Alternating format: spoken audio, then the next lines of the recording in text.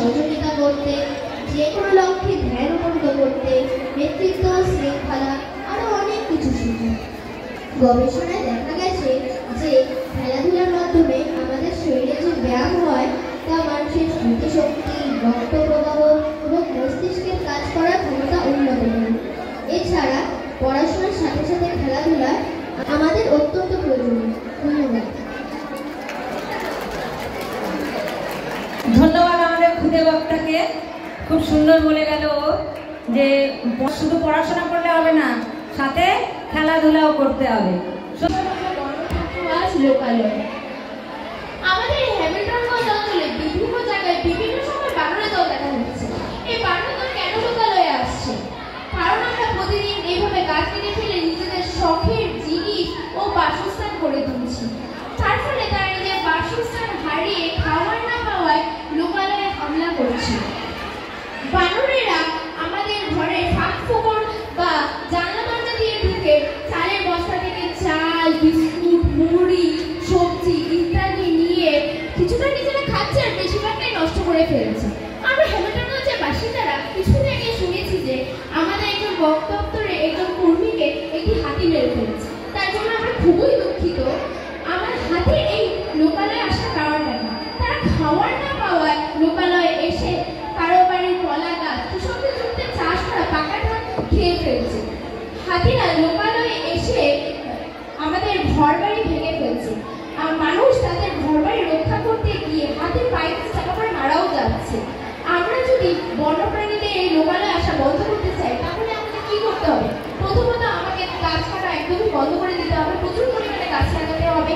আমরা যদি তাদের সুরক্ষিত রাখতে পারি তাহলে আমরা নিজেরা সুরক্ষিত থাকতে পারবো। ধন্যবাদ। এই বলে আমি আমার বক্তব্য শেষ করছি। শিশুর শিক্ষায় বাবা মার ভূমিকা। শিশুর শিক্ষায় বাবা মার ভূমিকা অনেক গুরুত্বপূর্ণ, কারণ বাবা মা শিশুর শুধু জন্মদাতা নয়, শিশুর প্রথম শিক্ষক এবং প্রধান শিক্ষক। কারণ শিশুকে বিকাশের জন্য তৈরি করতে হলে বাবা মার শিক্ষা প্রচন্ড জরুরি। বাবা মা যদি ভালো শিক্ষা না দেয় তাহলে শিশু ভালো মতন তৈরি হবে না। এবং প্রথম কয়েক বছর শিশুর জীবনে বাবা মার গুরুত্ব খুবই বেশি, কারণ তাদের হাঁটা চলা শেখা, তাদের বলা শেখা, তাদের কথা বলা শেখা, তাদের বিভিন্ন পড়াশোনা শেখা, 1-2 শেখা, ক-খ শেখা, সবকিছুই তাদের মা বাবার হাত ধরে। কিন্তু যদি আমরা মা বাবার হাত ধরে শিক্ষা লাভ না করতে পারি তাহলে কিন্তু আমাদের বর্তমান সময়ে আমাদের শিক্ষা লাভ করতে কঠিন হবে। আর আমরা দেখেছি বেশিরভাগ আগেকার মানুষেরা অতটা শিক্ষিত নয়, কারণ তারা অত শিক্ষিত হতে পারেনি পড়াজনিত কারণের জন্য, কিন্তু তারা নিজের শিশুদেরকে শিক্ষিত করছে যেভাবেই হোক না কেন। কিন্তু আমরা জানি যে বাবা মা এখন শুধু পরীক্ষার রেজাল্টের উপর খুব ফোকাস করছে, কিন্তু এটা করা উচিত না। শিশুদেরকে ডিসকারেজ করা উচিত না, শিশুদেরকে এনকারেজ করা উচিত। এমনই আমি একটা কাহিনী তুলে ধরছি। আমরা সবাই চিনি টমাস এলভা এডিসনকে। তিনি ছোটবেলায় পড়াশোনায় অনেক ভালো ছিলেন না, তাই বলে তার পিছিয়ে পড়া ছাত্র ছিলেন, তাই বলে তাদের স্কুলের থেকে তাকে একটা চিঠি দেওয়া হয়। সেই চিঠিটা তার মাকে পড়তে বলা হয়। তখন মার কাছে যখন সে চিঠিটা শুনতে চায় তখন তার মা বলে যে এই স্কুল তোমার যোগ্য নয়, তুমি এত শিক্ষিত হয়েছো যে তোমার জন্য এই স্কুল যোগ্যতা নয়, তাই জন্য তোমাকে অন্য স্কুলে পড়াশোনা কমপ্লিট করতে হবে। কিন্তু আসলে ওইখানে লেখা ছিল টমাস এলভা এডিসন একজন খুবই বাজে ছাত্র এবং তাকে স্কুলে রাখা যাবে না। এর থেকে আমরা জানতে পারি যদি বাবা মারা শিশুদেরকে এনকারেজ করে তাহলে তারা জীবনে একটি বড় ব্যক্তিত্ব হয়ে উঠতে পারে, নিজের জীবনকে ভালো মতন বাঁচতে পারে। এবং তার সাথে সাথে আমি এটাও বলতে চাই বাবা মার যে গুরুত্ব জীবনে খুবই বড়। কেন কি আমরা একটা সময় পর বুঝতে পারি বাবা মা না থাকলে আমরা কিছুই করতে পারবো না। আজকে যে আমরা প্রোগ্রামটা করছি ওটাতেও আমাদের বাবা মা অনেক সহায়তা আমরা পেয়েছি। যেমন দেখতে পাচ্ছি বিভিন্ন জায়গায় খাওয়া দাওয়া হচ্ছে। নমস্কার।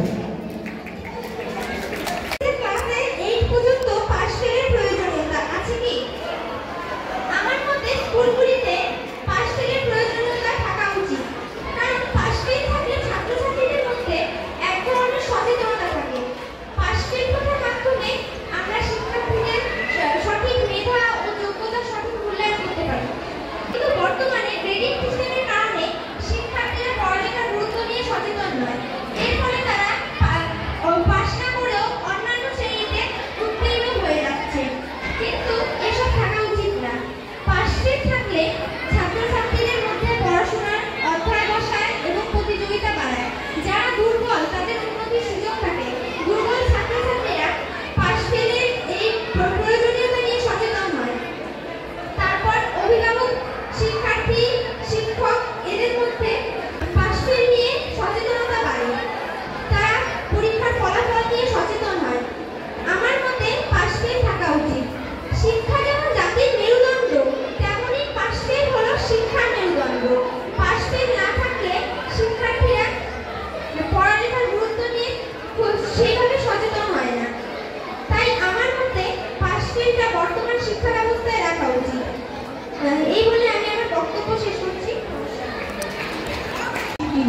সেই বিষয়ে কথা বলতে গেলে তার পক্ষ বিপক্ষে অনেক কথাই রয়েছে। তবে প্লাস্টিকের সুবিধা হচ্ছে এটা অনেকটা টেকসই এবং হালকা হওয়ার কারণে আমরা দৈনন্দিন জীবনে ব্যবহার করে থাকি। তার পাশাপাশি এর দাম কম হওয়ার কারণে আমরা যে কোনো কিছু প্লাস্টিকে ব্যবহার করি। তবে বর্তমান সমাজে আমরা যদি প্লাস্টিক বন্ধ করতে চাই তাহলে বললেই তো আর বন্ধ হবে না। তার কারণ হচ্ছে দৈনন্দিন জীবনে আমরা প্লাস্টিকের সাথে খুব ভালোভাবে জুড়ে গিয়েছি, তাই ভবিষ্যতে হয়তো প্লাস্টিক আমাদের খুব বড় কাজে লাগতে পারে। তবে আমরা যদি প্লাস্টিকের ব্যবহার কমিয়ে তার পরিবর্তে তার বিকল্প খুঁজে বের করতে পারি তা আমাদের মোক্ষম উপায় হবে।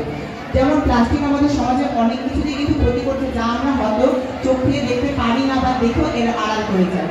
যেমন আমাদের জীববৈচিত্র্যের ভারসাম্যটাকে নষ্ট করে। যেমন অনেকেই সমুদ্রের ধারে ধারে খাবার খেয়ে অনেকে ডাস্টবিনে ফেলে না, সেই নোংরা আবর্জনা সমুদ্রের তলদেশে যায় এবং সেখানে জলজ প্রাণীরা সেটা খেয়ে ফেলে খাবার ভেবে, তারপর তাদের শরীরে অসুস্থ হয়ে মারা যায়। তার পাশাপাশি আমরা যখন বাজারে যাই কোনো কিছু কিনি, সেই সকল তেলে ভাজা বা যে কোনো কিছু কিনলে তা আমাদের প্লাস্টিকের ঠোঙায় দেওয়া হয় এবং তার ধাপে, সেই গরম জিনিসের ধাপে প্লাস্টিকের কিছু রাসায়নিক পদার্থ থাকে যা খাদ্যে চলে যায়, আর আমরা সেসব কিছু খেলে আমাদের শরীরের অসুস্থ হয়। যেহেতু প্লাস্টিক একটি অপচনশীল পদার্থ, মাটিতে কয়েকশো বছর ধরে থাকলেও সেটি কিন্তু পচে না। তার সঙ্গে সে মাটিটাকেও ক্ষতি করে, তার পাশাপাশি যে সকল প্লাস্টিক নদীতে বাহিত হয় নদীর জলটাকেও দূষিত করে। শেষ।